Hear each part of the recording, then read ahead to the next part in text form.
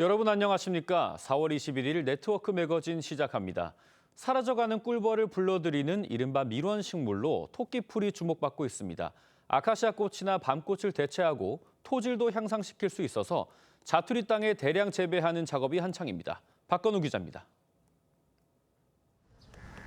하천변이나 길가 화단에서 흔히 볼 수 있는 토끼풀. 다른 식물들에 섞여 잡초로 오해받지만 토끼풀의 꽃은 꿀벌을 불러 모으는 대표적인 식물입니다. 토끼풀은 땅에 질소를 공급해 토양을 비옥하게 만드는 역할도 합니다. 한국농어촌공사는 짜투리 땅을 토끼풀 재배단지로 조성하고 있습니다. 경사가 좀 급하기도 하고 그래서 어려운 점이 있었는데 오랜만에 또 흙도 만지고 토끼풀 대량 재배는 공사의 사내벤처가 주도하고 있습니다. 방초소년단이라는 이름도 지었습니다. 대량 생산을 할 수 있게 모종을 키워가지고 이렇게 이식하는 방법을 저희가 고안해냈습니다. 1980년대만 하더라도 48만 헥타르에 이르던 국내 밀원식물 단지는 현재 14만 헥타르로 3배 이상 줄어들었습니다. 토끼풀 재배에는 농약 등 약품 사용이 필요 없다는 장점도 있습니다. 농약 살포를 줄일 수 있기 때문에 굉장히 친환경적인 방법입니다. 여러 가지 방법으로 전방위적인 지원을 하도록 하겠습니다. 농어촌 공사와 농업기술진흥원은 전국 50개 저수지에 토끼풀 단지를 만들고 토끼풀 꿀이라는 새로운 꿀의 탄생을 기대하고 있습니다. TV조선 박건우입니다. 전남 강진에 30년 만에 새로운 영화관이 문을 열었습니다. 문화시설 사각지대를 해소하고자 지자체에서 만든 건데 영화관을 찾은 주민들을 김태준 기자가 만나봤습니다. 매점 앞에 줄을 선 사람들이 팝콘을 사들고 상영관으로 향합니다. 설레는 표정으로 좌석에 앉아 영화가 시작하길 기다립니다. 둘째 출산하면서 사실 2020년 이후에 처음이에요. 언제든지 가까이 다가와서 볼 수 있는 곳이 생겨서 너무 좋고요. 영화를 보러 멀리 가지 않아도 된다는 점이 가장 좋습니다. 영화관 감성 느끼고 싶을 때 이제 목포까지 가서 1시간 안 돼서 버스 타고 가는데 이제 강진에 영화관이 생겨서 정말 행복해요. 지난 17일 전남 강진군에 문을 연 강진영화관입니다. 강진군은 103억 원을 들여 복합 문화공간을 준공했는데 영화관은 센터 안에 자리 잡았습니다. 3D 상영관 등 2개관, 총 88석을 갖췄는데 일반 영화관보다 작지만 관람료가 7,000원으로 시중보다 저렴합니다. 강진군은 민간의 운영을 맡겨 시중 영화관과 마찬가지로 최신 영화를 상영할 예정입니다. 30년 만에 영화관이 다시 개관이 됐습니다. 수익성도 중요하지만 국민들이 문화 수준을 높일 수 있는 그게 더 중요하다고 생각을 합니다. 그래서 강진군은 영화관을 시작으로 문화시설을 확충할 계획입니다. TV조선 김태준입니다. 부산의 대표적인 명소인 자갈치 시장 한 번쯤 가보셨거나 들어보셨을 텐데요. 부산시가 시장 인근 도로를 불법 점유한 노점 상인들을 대상으로 신축 건물 입점을 요구하고 있지만 상인들의 반발이 거셉니다. 어떻게 된 일인지 하동원 기자가 전해드립니다. 평일 점심시간인데도 수산물을 사러 온 사람들로 북적이는 자갈치 시장. 이건 얼마나 됩니까? 5발이 10,000원. 5발이 10,000원. 네, 아주 헌일해. 자갈치 시장은 한국 전쟁 이후 피란민들이 차린 노점이 모여 시작된 것으로 알려졌습니다. 하지만 도로를 점유한 불법 시설물이란 점과 위생 문제가 지적돼 왔습니다. 부산시는 이런 문제점들을 해결하기 위해 자갈치 아지매 시장 건물을 지었습니다. 새 시장 건물은 지상 3층 규모의 건물 2개 동으로 모두 235억 원을 들여 만들었습니다. 올해 6월 개장을 앞두고 노점 상인들에게 점포 배정을 위한 추첨을 진행했는데 입주 대상자 210여 명 가운데 단 2명만 참여했습니다. 우리가 흔한 말로 배보다 배꼽이 크다. 그거 같이 사용료보다는 관리비가 어마어마하게 비싸니까. 해서 원활하게 나오지도 않고 시설 미비 문제 이런 걸 계속 우리가 개선하고 했는데 부산시는 노점 상인들의 요구를 받아들여 시설을 보완하기로 했습니다. 또 관리비를 낮추는 방안도 지속적으로 협의해 입점을 추진하겠다고 밝혔습니다. TV조선 하동훈입니다. 대형 병원이 없는 지역 주민들은 종합건강검진을 받으려면 대도시까지 가야 합니다. 폐광도시인 강원 정선도 대표적인 의료 소외 지역이었는데 최근에 이런 불편을 덜었다고 합니다. 이승훈 기자가 보도합니다. 초음파 기계로 목부터 복부까지 온몸 구석구석을 살핍니다. 체열과 혈압 측정, CT 촬영도 이뤄집니다. 2016년 전국 최초 군립병원으로 개원한 정선군립병원입니다. 시설을 증축하고 가정의학과 전문의를 영입해 지난주부터 종합건강검진을 시작했습니다. 지역 주민들은 그동안 종합건강검진을 받으려면 110km 떨어진 원주까지 다녀와야 했습니다. 1박 2일 코스로 가든가 아니면 새벽부터 올라가서 받고 저녁 늦게 내려오고 이런 불편함이 있었는데 여기 집에서 걸어서 오고 이러니까 되게 편하네요. 기본 종합검진은 물론 신장질환, 흉부질환 등 개별 검진도 가능합니다. 불필요한 항목을 줄여 검진 비용은 다른 병원보다 50% 이상 저렴합니다. 이제 공공의료기관이다 보니까 그 영리 목적이 아니고 공공 목적이라서 여러분들이 비용도 굉장히 저렴하게 해서. 정선군은 외래 산부인과와 내과, 가정의학과 등 외래 진료도 확대하고 비뇨기과 같은 미개설 과목은 서울중앙대병원 방문진료와 원격 협진을 실시해 지역 주민 건강 증진과 의료 사각지대 해소에 나설 방침입니다. TV조선 이소은입니다. 올해도 사과와 배 등 과일값이 고공행진할 것으로 보입니다. 지난달 산불에 이어 4월 초엔 급격히 기온이 영하로 떨어지면서 냉해가 과수주산지를 덮쳤기 때문입니다. 이심철 기자가 취재했습니다. 나무마다 하얀 배꽃이 피었습니다.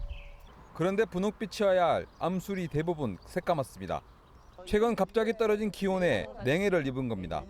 농민들은 혹시나 하는 마음에 부추로 인공 수종을 합니다. 요거를 살려볼까 싶어서 그래 하는 거지 여기. 지난달 말 갑자기 추워진 날씨에 상주에서만 전체 배밭의 90%인 400헥타르가 냉해를 입었습니다. 이 정도 한 100몇 개씩 달려야 되지. 10개도 지금 뭐 안 나온다고 보지 지금 내가. 분홍 꽃망울을 터뜨린 복숭아밭. 하지만 가까이 가서 보면 얼거나 말라 죽은 꽃눈이 더 많습니다. 여기 이거 아예 수정 안 되고 다 얼었던 거. 이게 얼은 거예요. 꽃이 얼어가지고 이거. 활짝 핀 꽃에서 복숭아가 열려도 상품성을 장담할 수 없습니다. 다 키워가지고 청과를 가져갔는데 이 소비자가 먹다 보면 까보면은 속에 텅 비었어요. 충북 영동의 경우 복숭아 30%가 냉해를 입은 것으로 추산되고 있습니다. 산불이 휩쓸고 간 이 사과밭은 아예 나무를 다 베어냈습니다. 나무가 까맣게 타지 않아 보기에 멀쩡해 보이지만 뜨거운 열상으로 사과를 수확할 수가 없게 됐습니다. 산불로 경북에서만 축구장 2,600개 면적의 과수원이 피해를 입었습니다. 농사를 처음부터 다시 시작해야 하는데 걱정부터 앞섭니다. 아마 힘들지 않겠나. 소비가 많고 이러면 자기도 내가 원하는 데 다 안 주겠죠.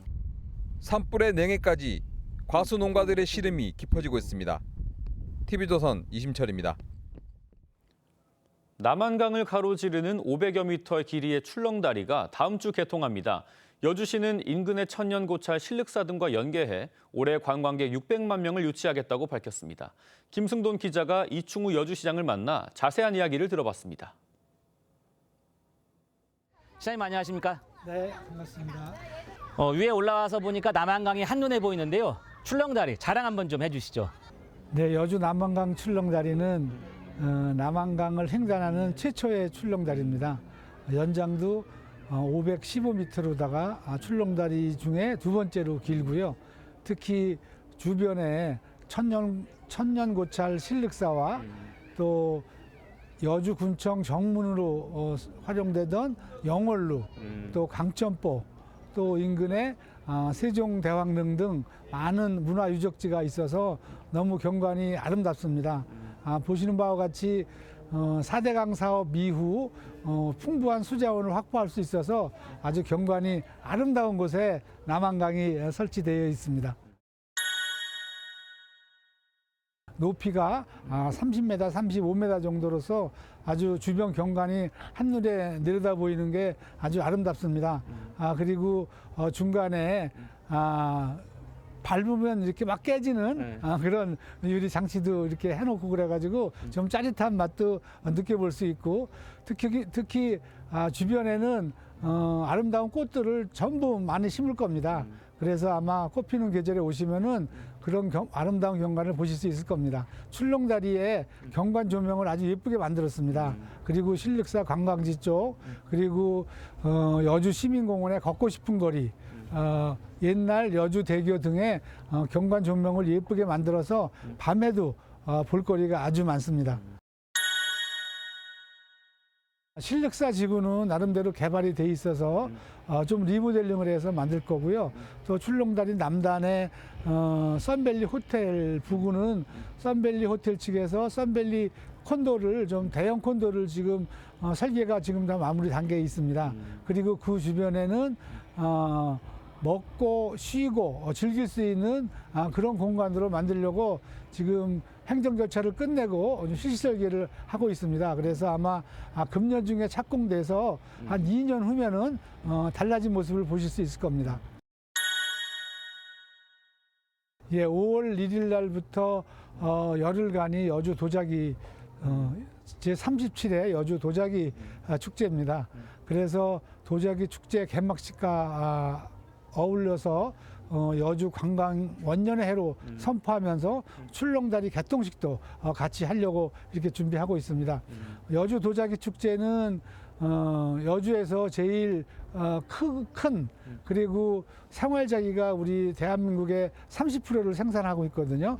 그렇게 많은 도예인들, 많은 도자기 공장들 또 도자기 관련 종사자들이 같이 참여해서 펼치는 축제인 만큼 이 시기에 맞게 우리가 출렁다리 개통을 해서 많은 분들이 와서 즐길 수 있게 이렇게 하고 있습니다. 여주에는 매년 한 1,500만 명 이상의 손님들이 다녀가십니다. 그렇지만은 이분들이 왔다가 대부분 그냥 가시거든요. 특히 신세계 7시 아울렛에서 1,000만 명 이상이 오시는데 그냥 옷만 사가지고 그냥 가세요. 또 골프장이 21개가 있는데 골프 치고 또 그냥 가시고 또 캠핑하고도 가시고 이런 분들이 지역 경제에 이렇게 크게 도움이 안 돼서 우리가 지난해 하반기부터 바우처 사업을 하고 있습니다. 이곳에서 물건을 사거나 이용을 하면은 적정량 금액의 상품권을 드려서 그 상품권을 우리 원도심에 오셔서 사용할 수 있도록 이렇게 정책을 만들고 이렇게 실제로 하다 보니까 지역 경제에 많은 도움이 되고 있습니다. 그래서 올해는 지금 여주에는 117홀의 파크 골프장이 지어져 있거나 건설 예정이거든요. 그래서 파크 골프장과 또 물놀이장도 만들어져 있습니다. 물놀이장을 활용을 해서 이것도 또 바우처 사업을 해서 지역 경제에 도움이 될 수 있도록 이렇게 하려고 좀 준비 중에 있습니다. 저희가 그동안에 지리적 여건이나 주변 환경이 너무 좋음에도 관광 도시로서의 면모를 제대로 밝히지 못했습니다. 이번 기회에 관광 원년회로 선포를 하고 또 다양한 이와 관련된 프로그램과 관광 상품, 관광지 개발을 적극적으로 해서 매년 600만 명 이상이 여주를 찾아와서 여주 지역 경제에 많은 도움이 될 수 있도록 하는 정책을 열심히 펴도록 하겠습니다. 시장님 오늘 말씀 감사합니다. 이천시가 추진 중인 시립 화장장 건립의 최종 후보지로 호범면 단천리가 결정됐습니다. 이천시는 약 13만 제곱미터의 단천리가 산으로 둘러싸여 있고 도로 접근성도 좋아서 화장장 입지로 우수한 여건을 갖췄다고 설명을 했습니다. 2027년 준공을 목표로 한 경기도 이천의 시립 화장장은 전국 최초로 주민들이 제안하는 방식으로 부지 선정 작업이 이뤄졌습니다. 오늘 네트워크 매거진은 여기서 마치겠습니다. 저는 다음 주 월요일에 다시 찾아뵙겠습니다. 감사합니다.